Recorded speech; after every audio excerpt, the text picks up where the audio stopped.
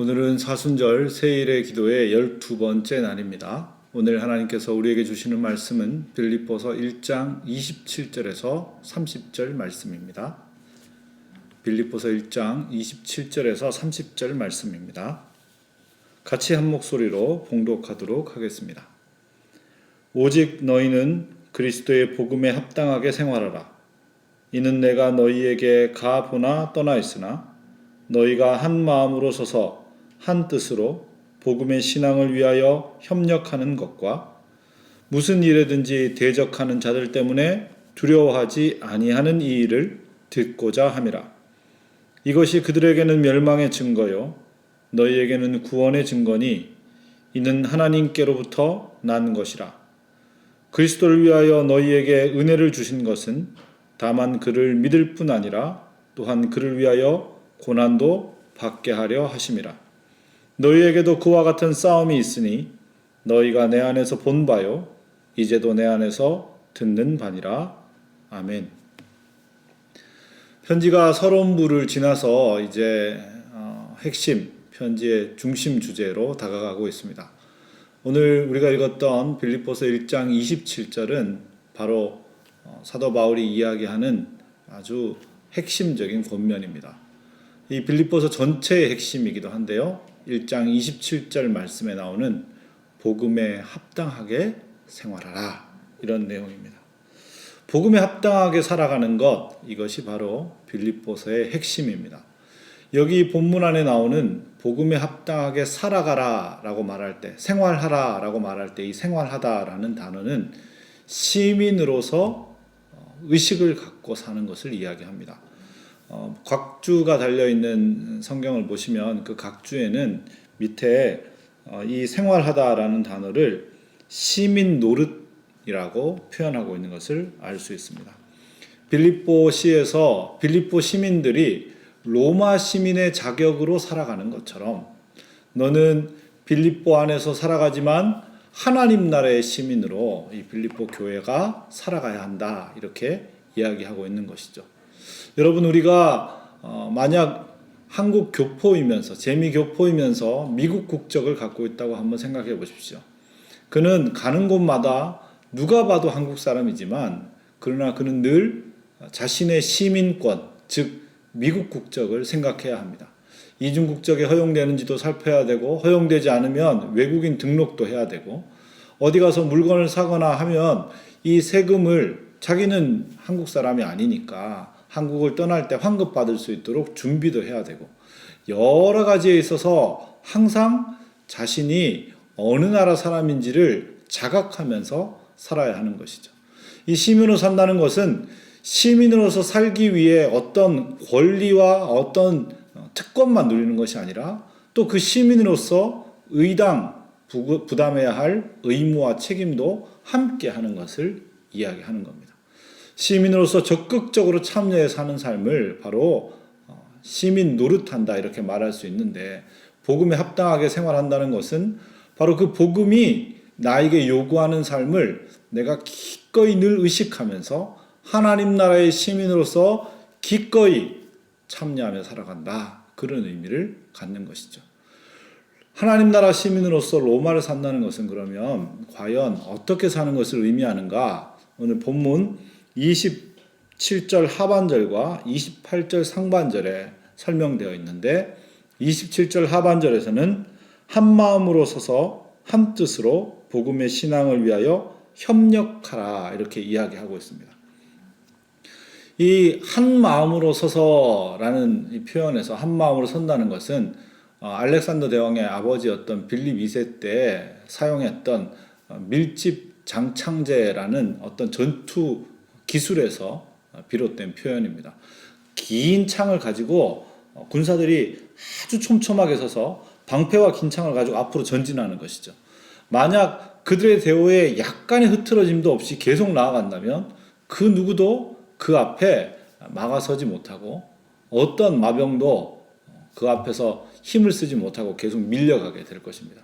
중요한 것은 한 사람도 대오를 이탈하지 않고 한 마음으로 함께 협력해 가는 것이 중요하겠죠. 신앙의 공동체에게 복음을 향해 살아간다는 것은 믿음을 향해서 복음의 신앙을 향해서 함께 협력하는 것을 말합니다. 여러분, 협력한다고 할 때 마음이 잘 맞는 사람과 협력할 수 있고, 또 어떻게 취향이 맞아야 협력할 수 있고, 말이 통해야 협력할 수 있다, 그렇게 생각할 수 있겠죠. 그런 협력은 나를 위한 협력이고 또 그를 위한 협력입니다. 그런데 여기서 이야기하는 이 복음의 신앙을 위한 협력이라는 것은 바로 나와 그와 나의 체면과 그의 평판을 위한 그런 협력이 아니라 예수 그리스도 그 복음만을 위한 협력을 이야기하는 것이죠. 그렇게 한 마음이 되는 것, 그것이 바로 하나님 나라의 시민으로 살아가는 것, 복음에 합당하게 사는 것이다, 이렇게 이야기하고 있습니다. 또 두 번째로는 28절에 무슨 일에든지 대적하는 자들 때문에 두려워하지 아니하고 대적하는 것이다, 이렇게 이야기하고 있습니다. 이 당시 빌립보 교회는 유대주의자들로부터 엄청난 적대를 당하고 있었는데, 그 적대에도 불구하고 강하게 복음 안에서 살아가는 것, 그 대적자들을 강하게 맞서는 것, 그것이 또한 복음에 합당하게 사는 것이다, 이렇게 말하고 있는 것이죠. 여러분, 복음에 합당하게 산다는 것은 그냥 아무 소리 나지 않게, 갈등이 일어나지 않게, 아무 말 하지 않고 늘 고분고분하게 사는 것을 의미하는 게 아닙니다. 세속적인 그리스도인들과 협력해서는 안 되겠죠. 하나님의 복음을 훼손하는 사람들과 잘 지내서는 안 되겠죠. 그들에게 이야기하고 그들에게 나는 그렇게 하지 않겠다라고 말하는 게 불편을 끼칠까봐 그냥 모른 채 지내는 것, 그것이 복음에 합당한 것이 아니라, 때로는 좀 저항이 일어나고 때로는 좀 불편해질 수 있지만 그런 움직임에 강력하게 맞서는 것, 대적하는 것이 바로 복음에 합당한 삶이라고 이야기하고 있습니다. 여러분, 우리가 그리스도를 향해 사는 것을 잘 이해해야 합니다. 그것은 단지 갈등을 만들어내고 누군가와 감정적으로 싸우고 이렇게 이해해서는 안 되겠습니다. 대적한다는 것은 갈등을 만들어내는 것이 아니라 온유하게 저항하지만, 갈등이 있어야 한다면, 적대가 있어야 한다면, 긴장이 있어야 한다면 피하지 않고 맞선다, 그런 뜻을 갖는 것이죠. 교회가 지금 약자 아닙니까? 지금 이 빌립보 교회는 사실 로마라는 큰 사회 안에, 또 빌립보라는 로마 중심의 도시 안에도 아주 작은 소수입니다. 소수인 교회가 대적하고 한 마음으로 서서 누군가에게 강한 자신의 뜻과 태도를 보여준다면, 이건 사실은 미운 사람에게 더 눈에 띄는 일 아니겠습니까? 그렇게 소리를 낸다는 건 더 위험하지 않겠습니까? 그러니까 숨겨야 하는 것 아닐까요? 그렇게 생각할 수 있겠죠. 그런데 오늘 본문은 뭐라고 말하냐? 오늘 본문 28절 하반절 보십시오. 너희가 이렇게 협력하고 또 대적하는 것이 사람들이 보기에는 멸망의 증거일 것 같지만 너희에게는 구원의 증거이다. 왜냐하면 이것이 하나님께로부터 났기 때문이다. 이렇게 이야기하고 있습니다. 여러분, 우리에게 믿음 생활하면서 중요한 것은 바로 복음에 합당하게 살기 위하여 믿음의 공동체 안에서 협력하고, 또 믿음의 공동체를 신앙 밖으로 가져가고자 하는 움직임을 단호하게 대하는 것인데, 그것은 사람들이 보기에는 때로는 이게 손해인데 그렇게 행하니까 너무 빡빡하게 하는 것 같고, 때로는 이 사람들과 협력하면서 많은 걸 잃으니까 또 손해인 것 같지만, 그것이 나에게는 멸망이 아니라 오히려 생명, 승리의, 구원의 증거라는 사실입니다. 여러분, 사람들은 그렇게 말할 수 있겠죠. 이렇게 하면서 네가 눈에 띄게 되고 또 많은 사람들의 큰 비난을 받게 되고 그로 말미암아 어려움을 당하게 되니 멸망의 증거다. 그러나 우리는 이것이 구원의 증거라고, 생명의 증거라고 말합니다. 왜요? 여기 본문 보시면 하나님께로부터 난 것이다. 즉 하나님이 이 과정을 통해 나를 구원해 가고 계시고 이 과정 속에 나를 붙들고 계시다는 걸 내가 알게 되기 때문에 이렇게 협력하고 대적해 가는 이 과정이 바로 하나님의 구원을 경험하는 것임을 내가 알게 된다, 그런 말이죠. 여러분, 지금 이 어려운 때, 코로나로 어려운 때에 함께 믿음의 사람들이 한 마음을 갖는 게 중요합니다. 교회 안에 또 교회 밖에 교계 안에 여러 가지 다양한 소리와 움직임들이 있습니다. 우리처럼 흩어진 예배로만 예배를 드리는 데도 있지만 또 모여서 예배 드리는 데도 있습니다. 여러분, 한 마음을 갖는 게 되게 중요합니다. 그들이 복음을 위해 살고 있다는 것을 인정하고 함께 받아들이는 것이 필요합니다. 또 대적하는 것이 필요합니다. 이 모든 것이 다 교회의 문제인 양 이야기하는 언론들과 또 많은 사람들이 있습니다. 어떤 사람들은 교회가 이단 문제를 해결해야 될 것 아니냐 이렇게 이야기하기도 합니다. 틀린 말은 아닙니다.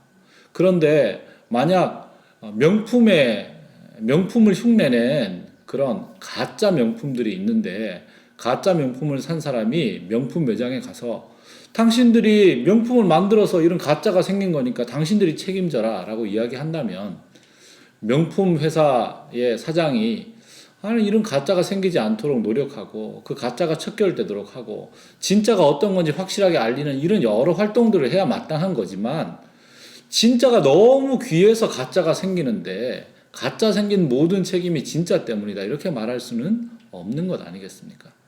여러분, 지금 이 사회가 그런 형국입니다. 지금 만민중앙교회 같은 이단, 신천지 같은 이단에서 일어나고 있는 비이성적이고 또 사회적 책임을 방기한 그런 행동들이 모든 교회의 책임인 것처럼 하는 데 대해서 강한 소리를 낼 필요가 있습니다.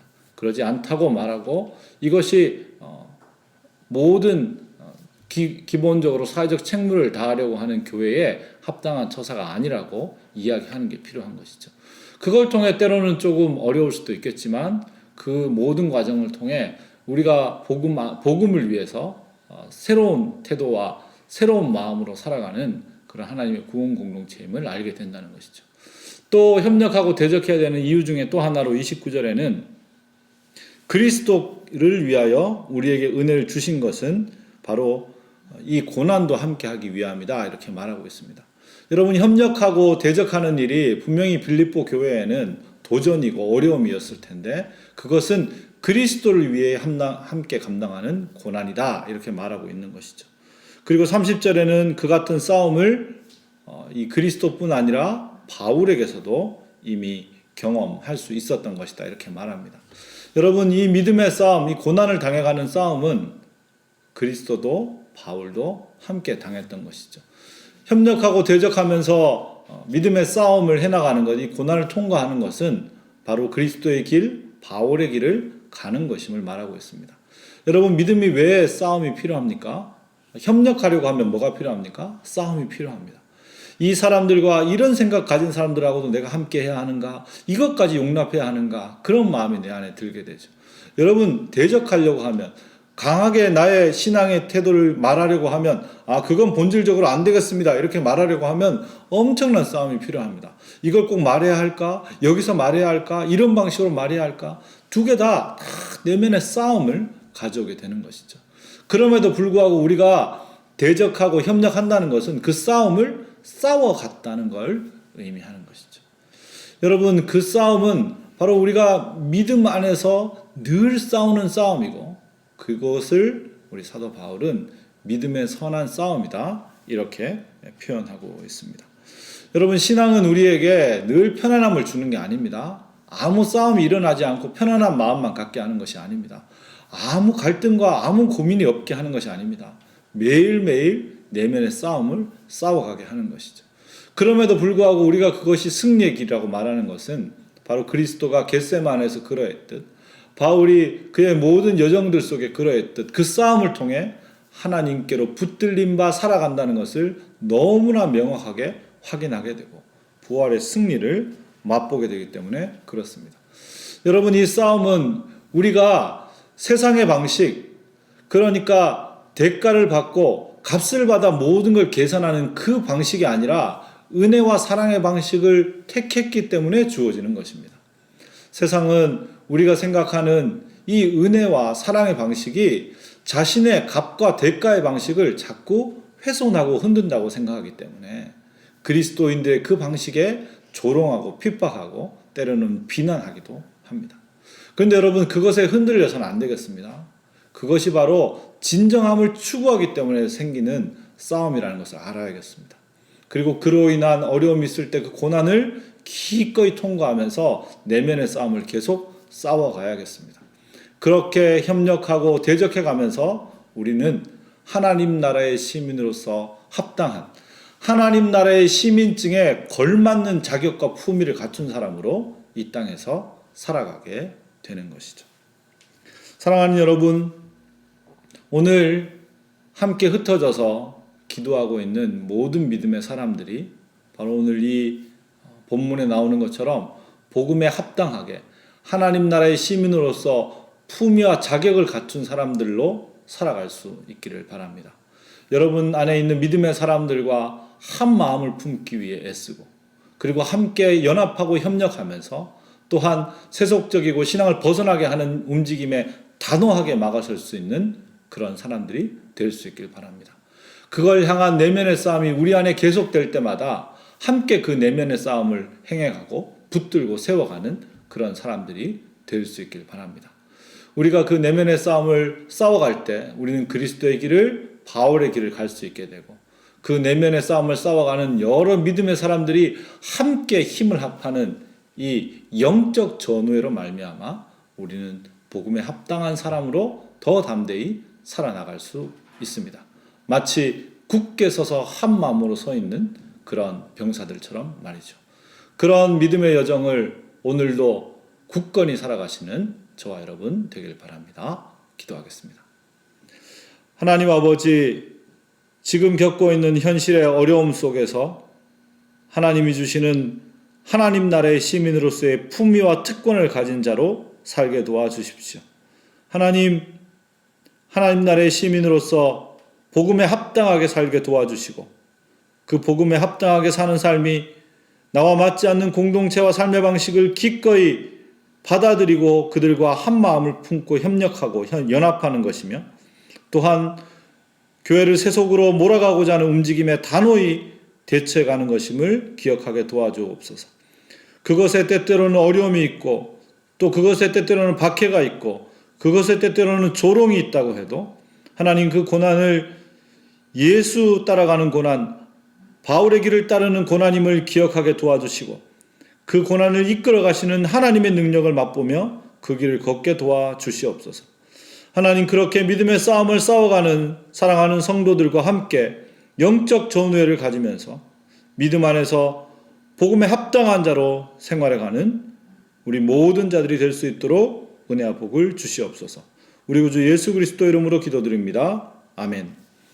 우리 구주 예수 그리스도의 은혜와 하나님 아버지의 다음 없는 사랑과 성령의 교통하심이 오늘 협력하고 대적하는 복음에 합당한 자로 살아감으로 하나님 주시는 놀라운 믿음의 싸움을 이 고난 가운데 담대히 행하는 자로 살기 원하는 흩어 예배하고 기도하는 모든 주의 백성들 위해, 하나님의 사람들 위해, 고통받는 이 땅 위에 흩어져 계시는 선교사님들과 흩어져 있는 우리 모든 가족들 위해 이제부터 영원까지 함께 계시기를 간절히 축원하옵나이다. 아멘.